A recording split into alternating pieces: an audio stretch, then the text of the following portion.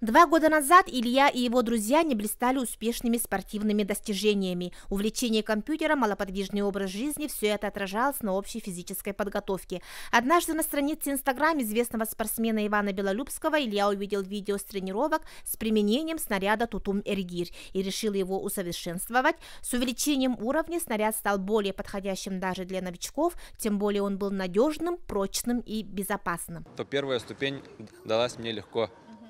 И последующие эти ступени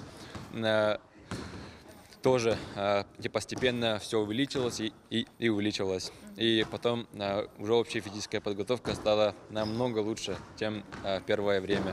Этот нестандартный спортивный тренажер за короткое время стал очень популярным среди школьников лицея. В свободное время и на уроках физкультуры мальчишки соревновались между собой. С каждым днем они улучшали свои результаты. Тем временем пришло время сдачи ГТО. С учетом разработки и подготовки школьника на своем примере доказал эффективность тренажера. Результаты наблюдения показало повышение показателей по развитию силы, гибкости и выносливости. Свои наблюдения и разработку снаряда Илья и его руководители выбрали темой для научной конференции. В течение 2 месяцев наблюдали за тем, как применение снаряда влияет на физподготовку детей, провели опрос, составили мониторинг. Илья со своим докладом блестяще выступил на всех уровнях НПК.